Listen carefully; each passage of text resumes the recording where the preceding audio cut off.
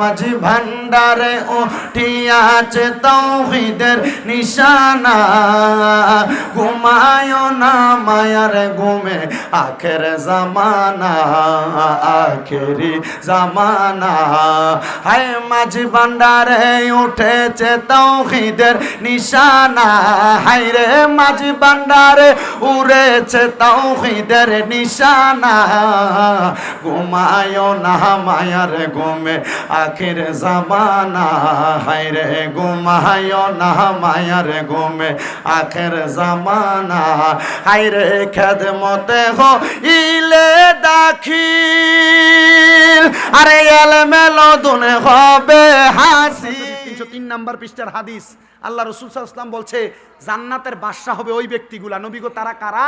বলতেছে ওই ব্যক্তি যার চুলগুলো এলোমেলো, শরীর দেখতে দুর্বল, মাঝ ভান্ডার যায় দেখবেন এমন অনেক পাগল লোকেরা নিন্দা করে, নিন্দা করা স্বভাব তার, নিন্দা করলে কি ক্ষতি আমার, আমার মনে খোঁজে মাঝ ভান্ডার, পানে খোঁজে মাঝ ভান্ডার, নিন্দা করলে কি ক্ষতি আমার।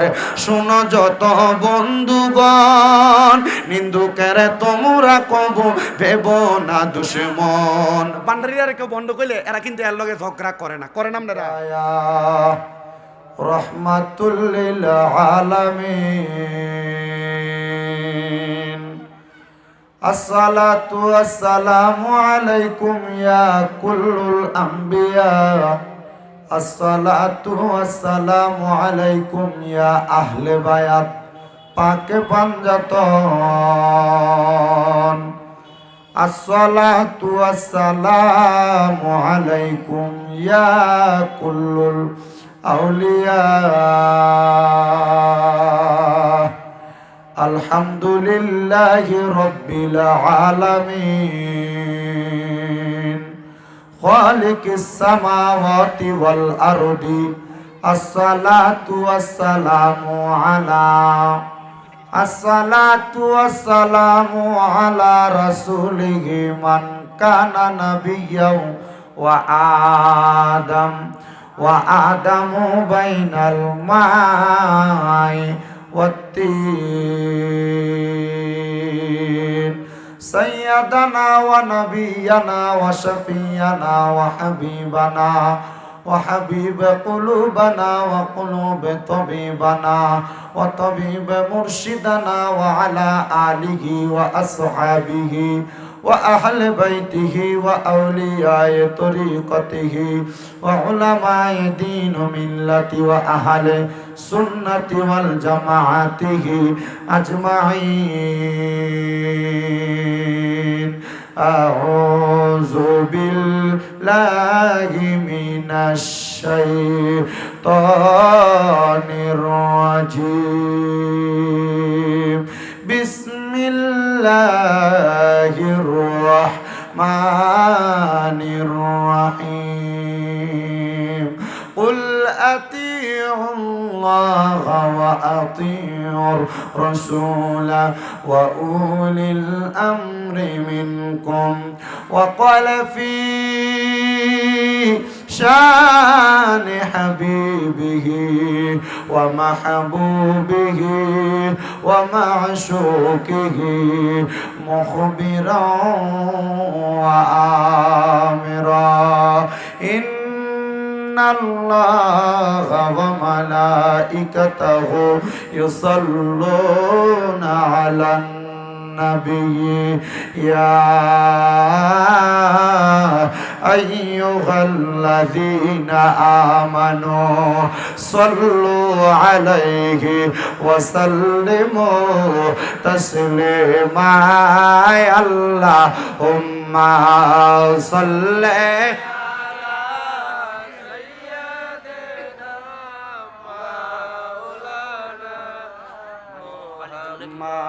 দেওয়ালা না মাওলানা। জবান খুলে জোরে জোরে পড়ে আল্লাহুম্মা সাল্লি আলা সাইয়্যিদিনা মাওলানা মোহাম্মদ ওয়ালা আলে সাইয়্যিদিনা। ওরে মাঝ ভান্ডারে উঠেছে তাওহীদের নিশানা, মাঝ ভান্ডারে উঠিয়াছে তাওহীদের নিশানা। ঘুমায় না মায়ার ঘুমে আখের জামানা, আখেরি জামানা। হায় মাঝ ভান্ডারে উঠেছে তাওহীদের নিশানা, হায় রে মাঝ ভান্ডারে উড়েছে তাওহীদের নিশানা। ঘুমায় না মায়ার ঘুমে আখির জামানা, হায় রে ঘুমায় না মায়ার ঘুমে আখির জামানা। হায় রে খেদমতে হইলে দাখিল, আরে এলমেলো দুনে হবে হাসিল। খেদমতে হইলে দাখিল, এলমেলো দুনে হবে হাসিল। দুষ্ট দুশ্মনের সমান হবে কিসের ভাবনা, বলেন দুষ্ট দুশ্মন সমান হবে কিসের ভাবনা। ঘুমায় না মায়ার ঘুমে আখের জামানা, আখেরি জামানা। আইরে মাঝ ভান্ডারে উঠেছে তাওহীদের নিশানা, আইরে মাঝ ভান্ডারে উড়েছে তাওহীদের নিশানা। ঘুমায় না মায়ার ঘুমে আখের জামানা, আখেরি জামানা। হায়রে কলবে জিন্দা হয়ে যাবে, আমার মাবুদেরই দিদার পাবে। কলবে জিন্দা হয়ে যাবে, আমার মাবুদেরই দিদার পাবে। আইরে নিজের রূপ দেখিয়া নিজে হবে দিওয়ানা, বলো নিজের রূপ দেখিয়া নিজে হবে দিওয়ানা। ঘুমায় না মায়ার ঘুমে আখের জামানা, আখেরি জামানা। আইরে মাঝ ভান্ডারে উড়েছে তাওহীদের নিশানা, আইরে মাঝ ভান্ডারে উড়েছে তাওহীদের নিশানা। ঘুমায় না মায়ার ঘুমে আখের জামানা, আখেরি জামানা। আইরে যারা সে মাঝ ভান্ডারির দোয়া, কিসা তো আজরাইলের সোয়া। আইরে যারা সে ভান্ডারির দোয়া, কিসা তো আজরাইলের সোয়া। আইরে আশেকে বলে লাপরোয়া আছে মাওলানা, আইরে আশেকে বলে লাপরোয়া আছে মাওলানা। ঘুমায় না মায়ার ঘুমে আখের জামানা, আখেরি জামানা।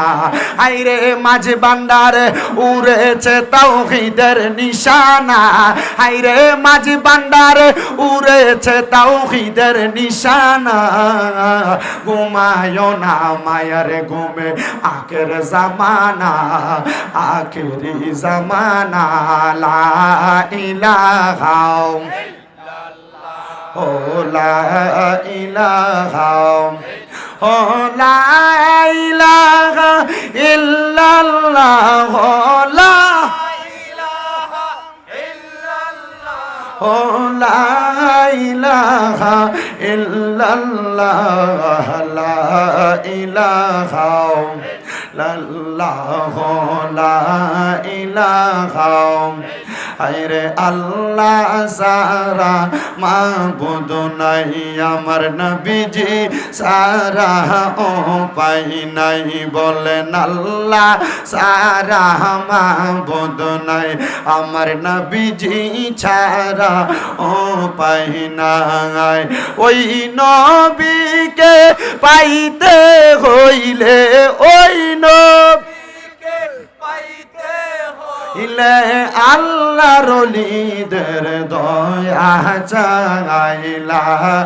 ইলাহা ইল্লাল্লাহ ও লা ইলাহা বন্ধু নামাজে রোজা সাই রহনা কেহ মা বাবার খেদমত সাই রহনা বলেন নামাজ রোজা সাই রহনা কেহ মা বাবার খেদমত চাই রহনা আমার নবীর দুরূদ বইল না বলেন নবীর আমার নবীজি তোমায় ভুলবে না লা ইলাহা ইল্লাল্লাহ ও লা ইলাহা হায়রে অনেক দূরে মদিনা আমরা কেমনে যাব জানি না জয়পুরের মানুষ মদিনা যাইতে চাই কি চাই না যারা যারা যাইতে চায় ডান হাত তুলে একটা নারে তাকবীর দেন নারে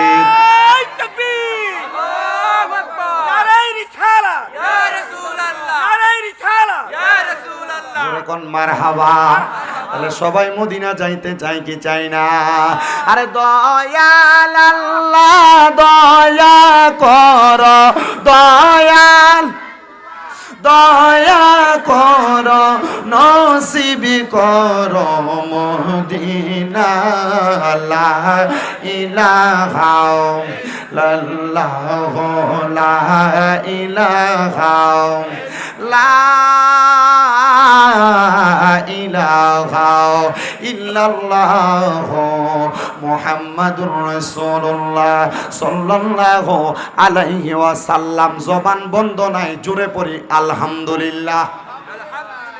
আজকে এই কুমিল্লা জেলার অন্তর্গত হোমনা থানাধীন জয়পুরের মাঝবান্ডারি যুব কাফেলার ত্রিবার্ষিক সম্মেলন হিসেবে এই জান্নাতের বাগানে আপনারা যারা উপস্থিত হয়েছেন আজকের এই মাহফিল এবং মাঝবান্ডারি তরিকার যত আশেকানরা আছে তারা প্রমাণ করতে চাইতেছে এটা যে মাঝবান্ডারি মানি শুধু গান বাজনা না কথা কন না তা মাঝবান্ডারি মানি যে শুধু মহিলা শিল্পী না গান করাইবো মাঝবান্ডারি মানি এইটা না মাঝবান্ডারি মানি কোরআন সুন্নাহর মাহফিলও হয় আল্লাহ যেন কবুল করে কোন আমিন।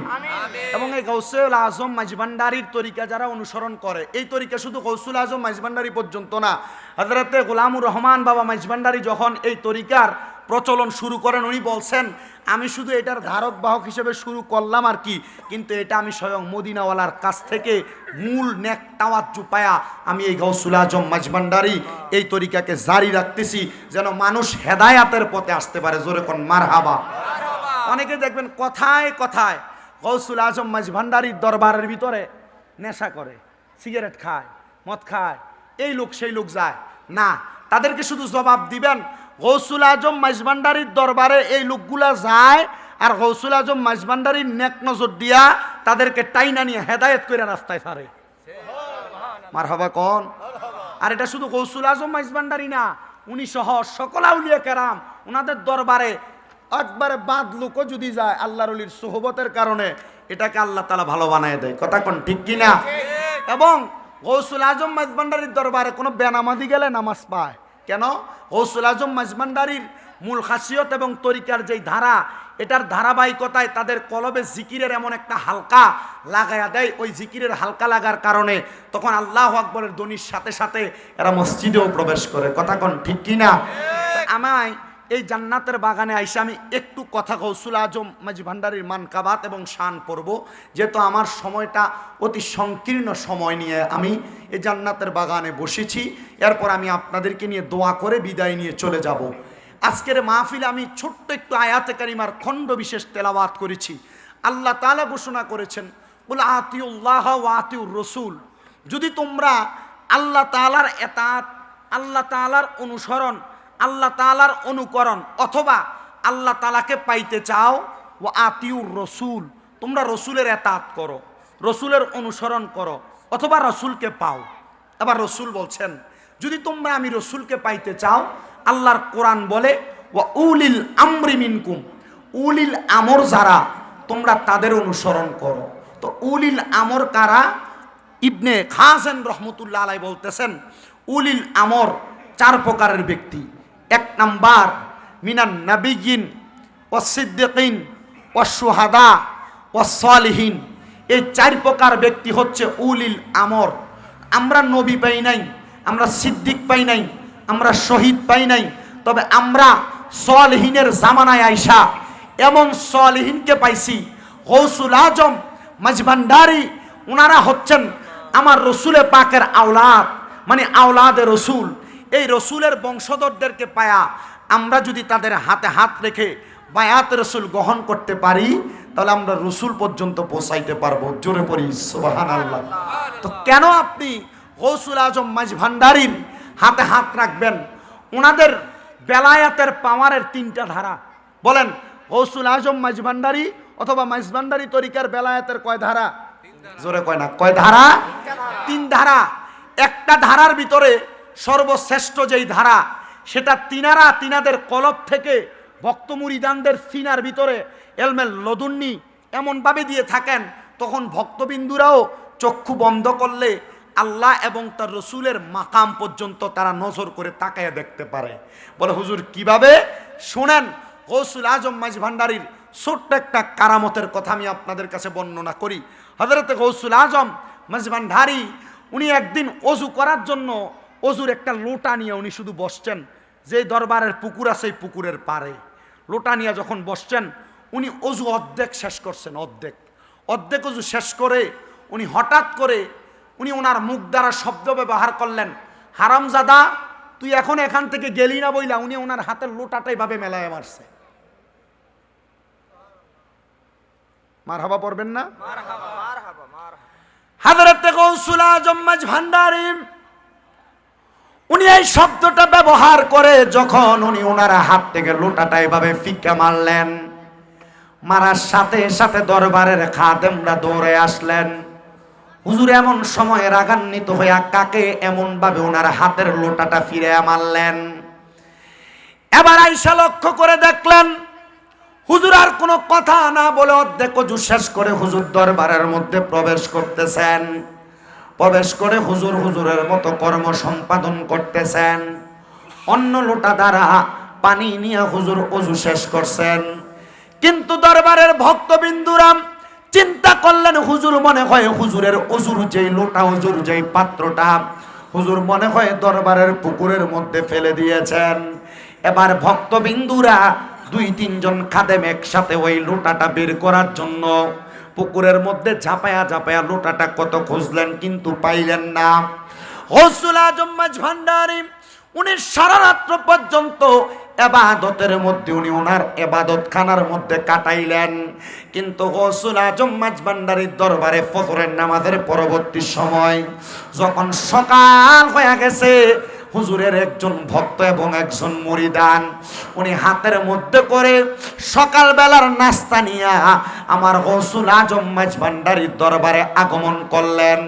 আর হাতে শুধু নাস্তা নিয়ে আগমন করেন নাই, হাতের মধ্যে রাত্রবেলা যেই ওযুর লোটাটা মেলা মাইরা দিছিলেন, ফিটটা মারছিলেন, ওই লোটাটা আরেক হাতে কইরা গৌসুল আজমের দরবারে হাজির হয়ে গেছে। জোরে কোন মারহাবা।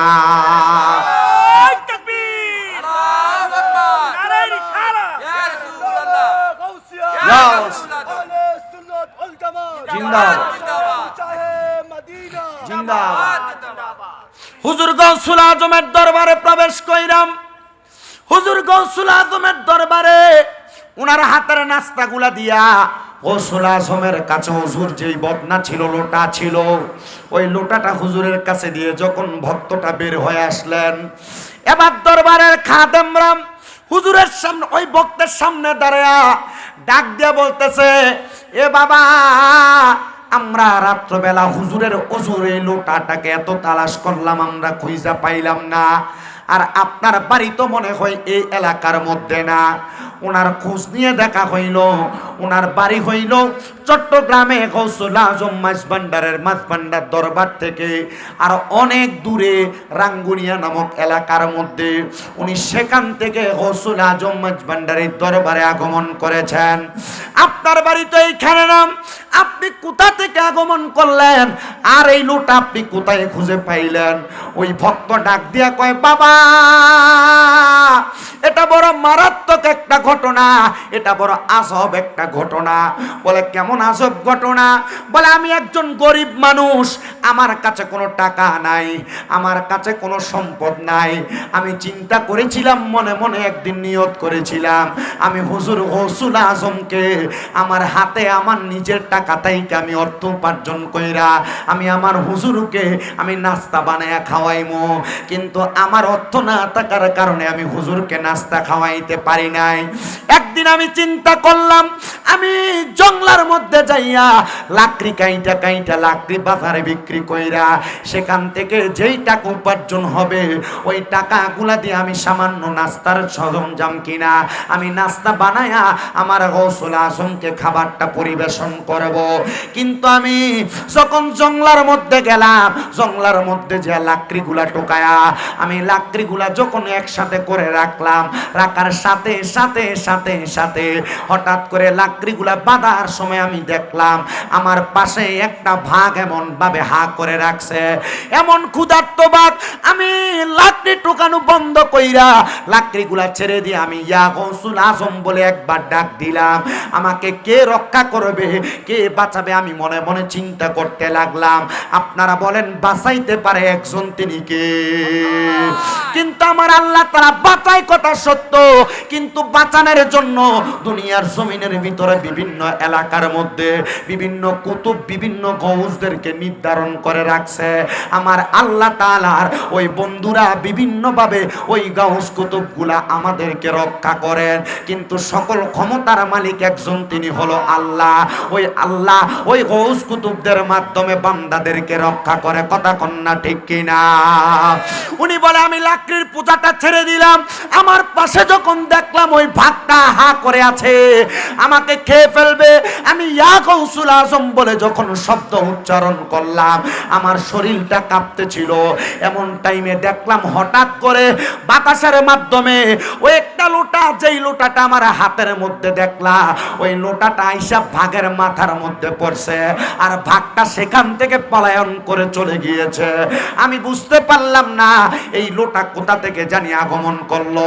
তখন ভাগটা যাওয়ার পর ওই লাকড়িগুলো আমি হাতের মধ্যে নিয়ে আমি আবার ওই লোটাটাও আমার এক হাতের মধ্যে নিয়ে আমি আমার বাড়িতে আইসা লাকড়িগুলা বিক্রি কইরা গরম নাস্তা বানায়া আমি আমার গৌসুল আজমের দরবারে চলে আসছি।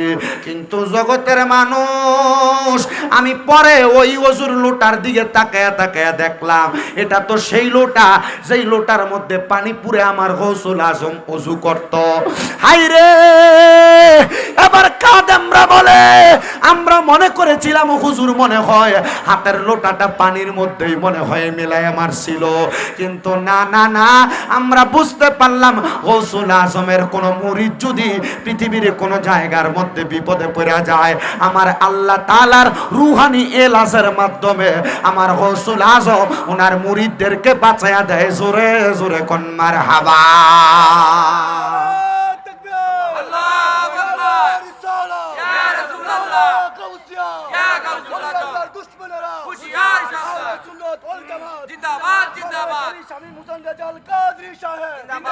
আমার পানে খুঁজে মাঝি ভান্ডার, মনে খুঁজে মাঝি ভান্ডার, নিন্দা করলে কি ক্ষতি আমার। আমার প্রাণে খুঁজে মাঝি ভান্ডার, দিলে খুঁজে মাঝি ভান্ডার, নিন্দা করলে কি ক্ষতি আমার। আইরে নিন্দুকেরা নিন্দা করে, নিন্দুকেরা নিন্দা করে, নিন্দা করা স্বভাব তার, নিন্দা করলে কি ক্ষতি আমার। অনেকে সেতায় না, আরে ভান্ডারি জায়গা ভান্ডারি, আরে বাবা ভান্ডারির টুপি লাগে যদি নামাজ না পড়ে এটা কি ভান্ডারির দোষ নাকি? কথা না কয় না, ভান্ডারির টুপি লাগে যদি নামাজ না পড়ে এটাই ভান্ডারির দোষ না। গৌসুল আজম মাঝ ভান্ডারির দরবারের প্রথম তরিকার সবক নিবেন 7-6 সবক। কয় সবক? 1 নাম্বার সবক গৌসুল আজম মাঝ ভান্ডারি আদব কি, 2 নাম্বার ঈমান, 3 নাম্বার নামাজ। তাহলে আপনার প্রথম 3 শিক্ষাই তো আপনার কি? আদব, ঈমান, নামাজ। তো ভান্ডারিরা নামাজ পড়ে না কে কইছে? যে নামাজ পড়ে না হ্যাঁ বন্ড, এর লাগে সব ভান্ডারিরে হাফটা বন্ড কইব, কাম হবে এজন্য আসে কয় ওরে নিন্দুকেরা নিন্দা করে, নিন্দুকেরা নিন্দা করে, নিন্দা করা স্বভাব তার, নিন্দা করলে কি ক্ষতি আমার। আমার মনে খোঁজে মাঝি ভান্ডার, পানে খোঁজে মাঝি ভান্ডার, নিন্দা করলে কি ক্ষতি আমার। শুনো যত বন্ধুগণ, নিন্দুকের তোমরা কব ভেব না দুশ্মন। ভান্ডারিরা কেউ বন্ধ করলে এরা কিন্তু এর লগে ঝগড়া করে না, করে না আপনারা? সে আসে, আমি দেখছি বহুতরারে। আমার আব্বা মজিবুল বসর মাইজ ভান্ডারির বায়াত, মার হাবা কন্যা কা। আমার দাদু আবার আসিল মঈন বাবার বায়াত। আমি আমার দাদুরে জিগেলাম, আপনি মঈন বাবার মুরিদ সাইফুদ্দিন বাবার কাছে মুরিদ করাইলেন না কা? মুজিব বাবার কাছে আমার বাপেরে করাইলেন। বেটা তুই বুঝতি না, এক ফুলের এক গ্রান। আমি তো মঈন বাবার আমলাদের কাছে দইরা মঈন বাবার হয়ে এলেছি, এখন আমি আমার ফুতেরে মুজিব বাবার কাছে করাই দিছি যেন সব ফুলের গ্যারান লইতে পারে। মার হাবা, আরো জোরে কন্যা মার হাবা। শোনো যত বন্ধুগণ, নিন্দুকের তোমরা কব বেব না দুশ্মন। শোনো যত বন্ধুগণ, নিন্দুকের তোমরা কব বেব না দুশ্মন। হাইরে তরিকতের ধোপার মতো, তরিকতের ধোপার মতো দুয়ে করুক পরিষ্কার, নিন্দা করলে কি ক্ষতি আমার। আমার প্রাণে খোঁজে মাঝি ভান্ডার, দিলে খোঁজে মাঝি ভান্ডার, নিন্দা করলে কি ক্ষতি আমার। হাইরে নিন্দুকেরা, হুজুর আমনে উঠ করেন না, থাক হাতে এনে দাঁড়ায় থাক। ওরে নিন্দুকেরা নিন্দা করুক, নিন্দুকেরা নিন্দা করুক, নিন্দা করা স্বভাব তার, নিন্দা করলে কি ক্ষতি আমার। খাদেম রমেশের বাণী বলে গিয়েছেন তিনি, পান দিয়েছি পীর কদমে যা করেন তিনি। খাদেম রমেশের বাণী দলিল লিখেছেন তিনি, প্রাণ দিয়েছি পীর কদমে যা করেন তিনি।